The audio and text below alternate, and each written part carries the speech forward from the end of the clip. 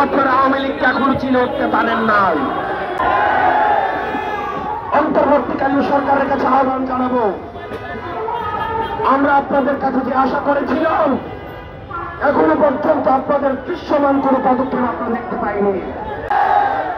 আমরা অন্তর্বর্তীকালীন সরকারকে বলতে চাই, আপনারা দ্রুততম সময়ের মধ্যে আপনারা আওয়ামী লীগের নিবন্ধন দাখিল করতে হবে।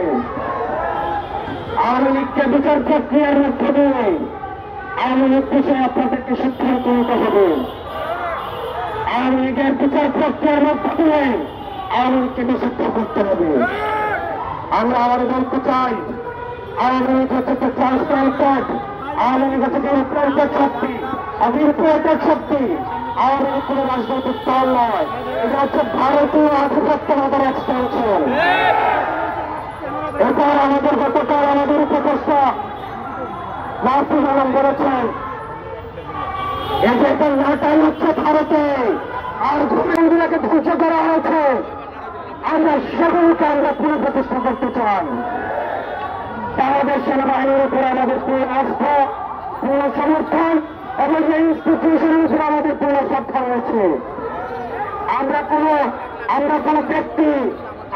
ব্যক্তির উপরে আমাদের কোনো ভরসা থাকবে। আমরা বলতে চাই, এই ইনস্টিটিউশনের উপরে আঘাত করে দেশকে ইনস্টিটিউশন করবেন না।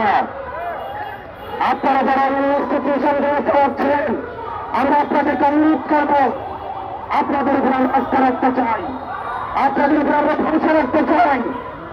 আপনারা আপনাদের যে সার্ভিস রয়েছে, আপনাদের যে সার্বভৌমত্বের প্রশ্ন রয়েছে, সেটাকে আপনারা অপছন্দ থাকেন। আর রাজনীতির বিষয়টা আপনার রাজনীতিবিদ করতে আপনারা দেখতে দিন। আপনারা লড়াইয়ের বিষয়গুলো আপনারা দেখেন। ইনস্টিটিউশনের এগেন্স্টে আপনারা জনগণকে দাঁড় করিয়ে দেবেন না। দেশবাসীর প্রতি আহ্বান জানাবো, আর্মির এগেন্স্টে, সেনাবাহিনীর এগেন্স্টে জনগণকে দাঁড় করিয়ে দেওয়ার এক ধরনের ষড়যন্ত্র হচ্ছে। আমরা বলতে চাই, আমাদের অবস্থান সেনাবাহিনীর বিরুদ্ধে নয়, বরং সেনাবাহিনীকে দিয়ে আমাদের দেশে তাদেরকে অপব্যবহার করে এই ষড়যন্ত্র যদি করতে চায়, আমাদের অবস্থান সেদের বিরুদ্ধে।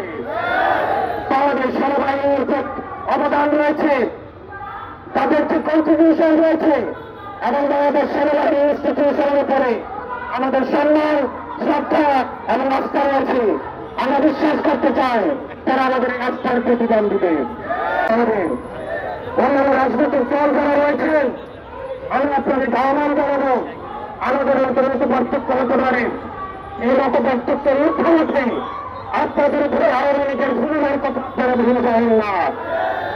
আপনাদের উপরে যে পরিমাণ নির্যাতন গত 1.5 দশক চালিয়েছে, শুধুমাত্র কিছু ভোটের বিনিময়ে সেই জুন আপনারা ভুলে যাবেন না।